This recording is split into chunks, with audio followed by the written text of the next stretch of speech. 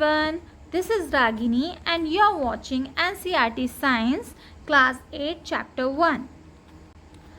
पिछले पार्ट 1 में हमने देखा था introduction of this chapter. Now we will study about basic practices of crop production.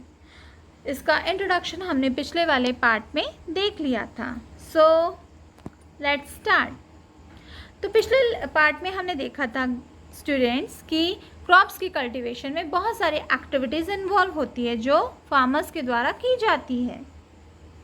जैसा कि हम अपने घर में भी कुछ प्लांट्स लगाते हैं, जैसे money plants, rose plants, flower plants, different types of flower plants. तो उसमें भी हमें डिफरेंट टाइप्स ऑफ एक्टिविटीज़ को इन्वॉल्व करना पड़ता है.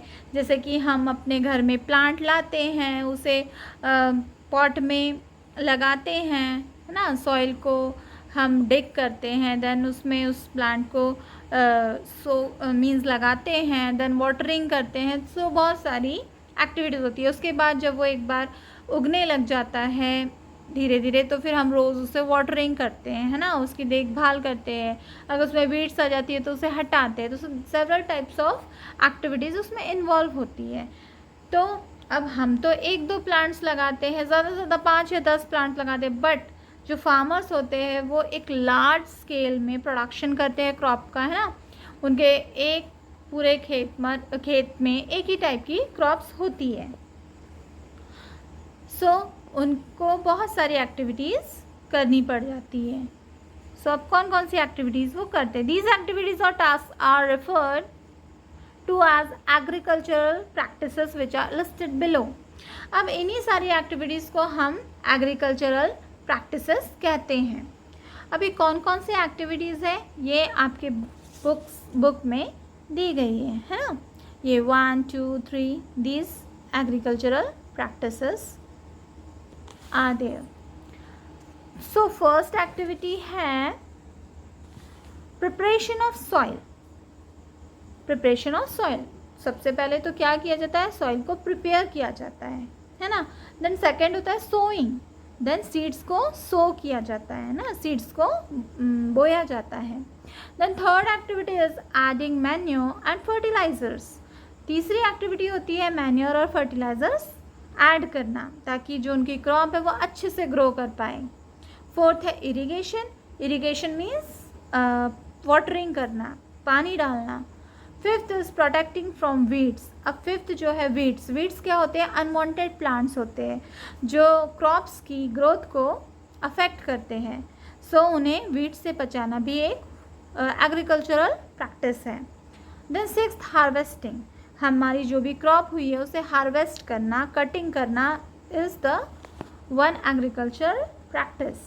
Then last one is storage. अब जो हमने क्रॉप्स उगाई है उसे स्टोर भी तो करना है. लार्ज स्केल में है वो उसका प्रोडक्शन, तो हमें उसे स्टोर भी करना पड़ता है.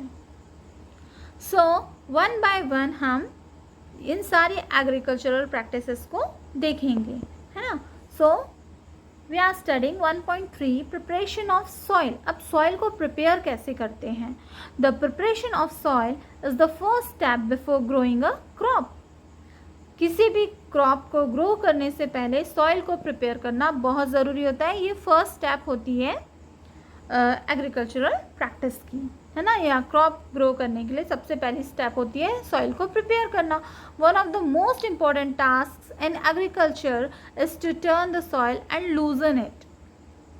सबसे इम्पॉर्टेंट काम होता है खेती में कि हम जो सॉइल है उसे टर्न करें और उसे लूज़ करें, है ना. जो बहुत टाइटली बाउंड होती है, बाइंडिंग होती है उसकी, है ना. जैसे कि हम किसी भी खुले मैदान में चले जाएं तो उसकी जो मिट्टी है वो बिल्कुल टाइटली बाइंडिंग होती है, उसकी लूज़ नहीं होती.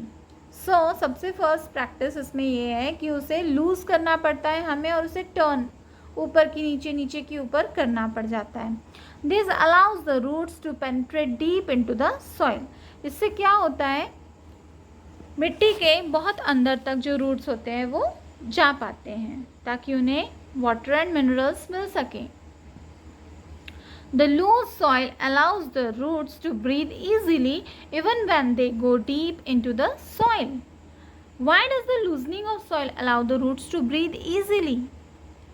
अब जो लूज सॉइल होती है वो रूट्स को ब्रीथ करने में आसानी देती है जब वो सॉइल के बहुत अंदर जाते हैं तब भी। अब ऐसा क्यों होता है भाई, लूजनिंग सॉइल की जो लूजनिंग होती है वो रूट्स को ब्रीथ करने में क्यों आसानी देती है?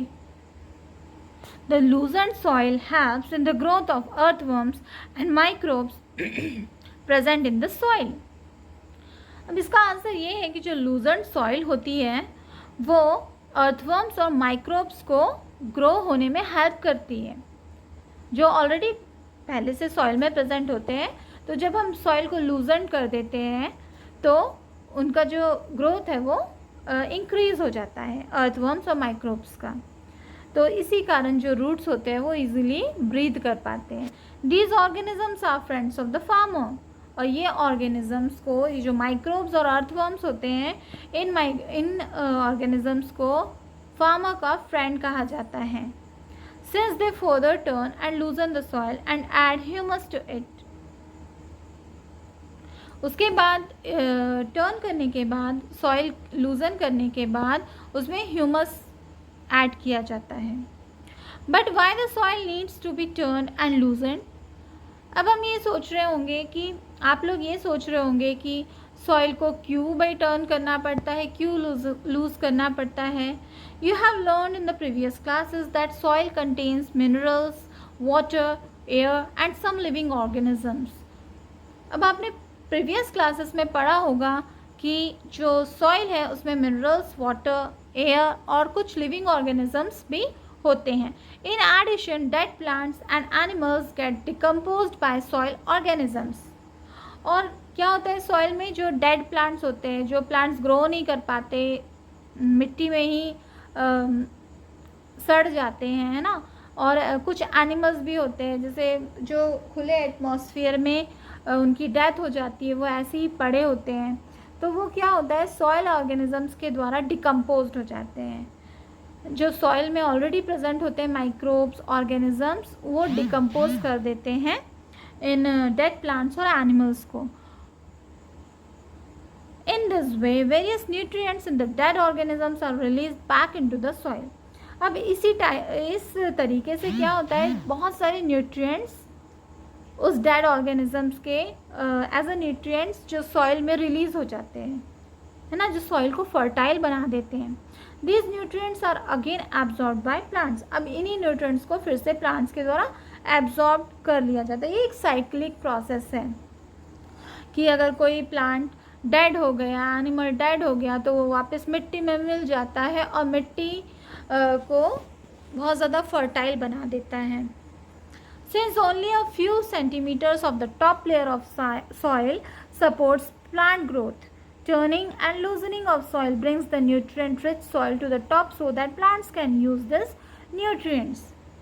तो क्या होता है, जब ये dead plants and animals absorb होते हैं सॉइल के द्वारा और माइक्रोब्स उसको डिकम्पोज करते हैं, तो कुछ ही सेंटीमीटर्स की जो टॉप लेयर होती है सॉइल की, वो प्लांट ग्रोथ को सपोर्ट करती है। क्योंकि जो टॉप लेयर होती है उसमें क्या होता है, डिकम्पोजिशन होता है डेड एनिमल्स एंड प्लांट्स का, जिसने न्यूट्रिएंट्स कलेक्ट किए होते हैं, इसलिए यहाँ पे जो प्लांट ग्रोथ होती है सबसे ज़्यादा होती है। तो अब हमने एक बार क्रॉप लगा दी, एक बार उसके न्यूट्रिएंट्स सारे चले गए, उसके मिनरल सारे उस क्रॉप ने एब्जॉर्ब कर लिए थे, उस क्रॉप का हार्वेस्टिंग, कटिंग सब हो गई।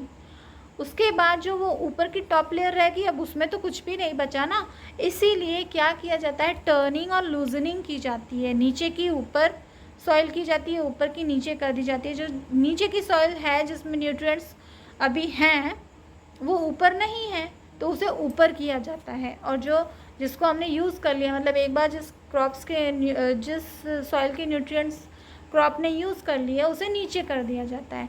तो मीन्स ऊपर नीचे करने को ही लूजनिंग कहते हैं, turning and loosening of soil कहते हैं।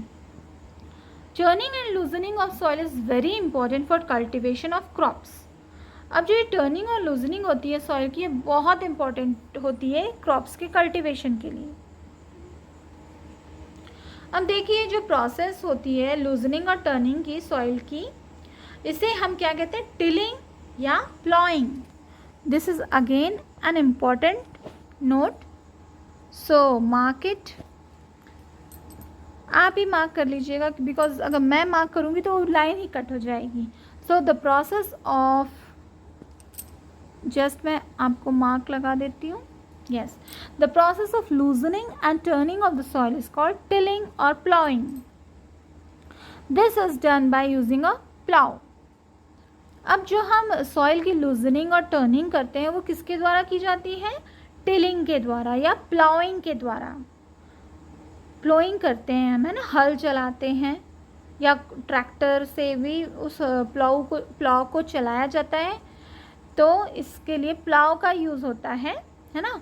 वो या तो बुलक्स चलाएं या फिर ट्रैक्टर के द्वारा चलाया जाए, वो फार्मर की अपनी चॉइस होती है।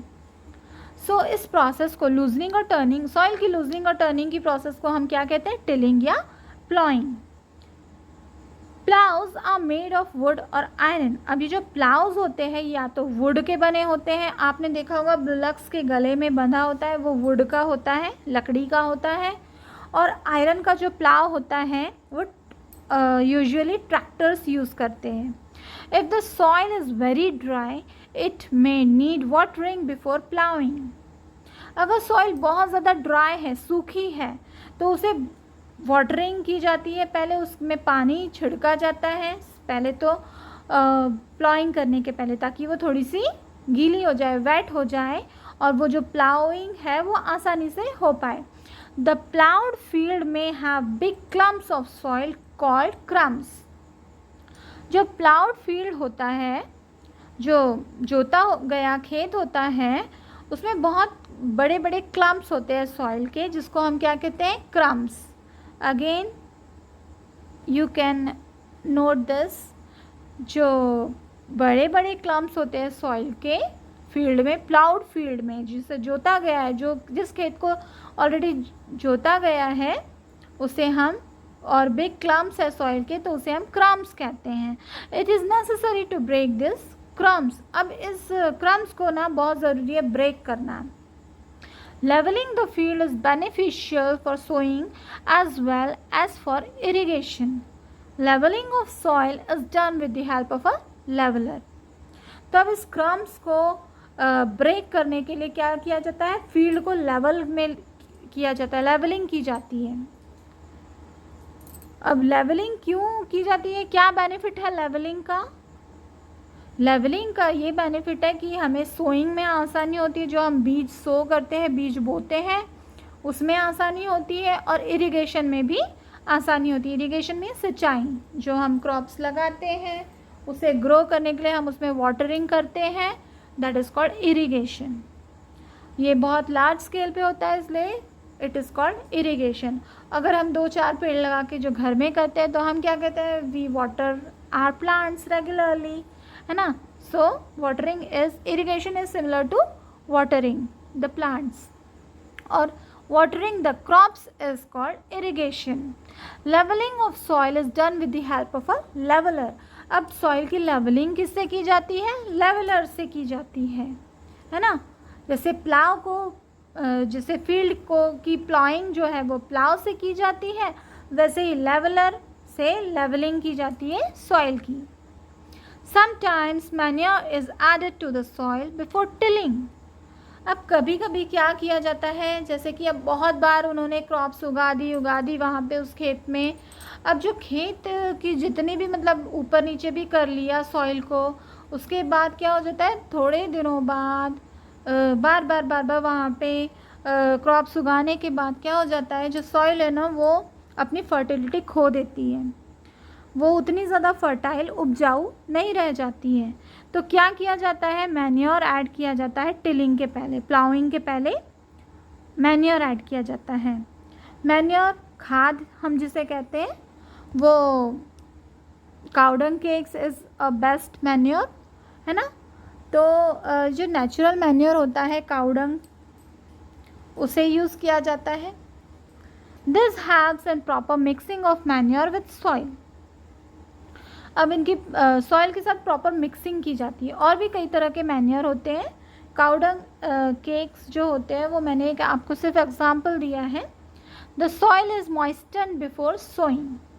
अब सॉइल को हल्का सा मॉइस्टन किया जाता है, मॉइस्ट यानी नमी दी जाती है, उसे वाटर दिया जाता है थोड़ा सा, ताकि वो थोड़ी सी मॉइस्ट हो जाए, उसमें नमी आ जाए, ताकि जो हमारा हम जो भी सीड को सो करेंगे उसमें जल्दी से जो है अंकुरित हो जाए, वो जल्दी से उसमें न्यू प्लांट उगना शुरू हो जाए। ना एग्रीकल्चरल इम्प्लीमेंट्स,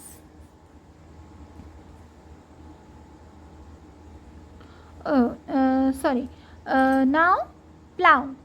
अब ये प्लाउ क्या होता है, हमने प्लॉइंग कर ली, टिलिंग कर ली प्लाउ के साथ। अब प्लाउ क्या होता है, this is being used since ancient times for tilling the soil, adding fertilizers to the crop, removing the weeds and turning the soil। अभी बहुत एंशियंट टाइम से, पुराने टाइम से यूज़ किया जा रहा है सॉइल को टिलिंग करने के लिए। उसमें फर्टिलाइजर्स यूज़ किए जाते हैं क्रॉप में, और वीड्स को रिमूव किया जाता है और सॉइल को टर्न किया जाता है। तो फ्रेंड्स, अगर मैं ज़्यादा बताऊंगी तो बहुत लंबा वीडियो जाएगा, हम इसका थर्ड पार्ट बनाते हैं। ओके, सो ये जो प्लाव है उसके बारे में हम इंफॉर्मेशन अगले वाले पार्ट में देख लेंगे। Okay, so please watch my video till and and like, subscribe and share my video. Thank you for watching. Have a good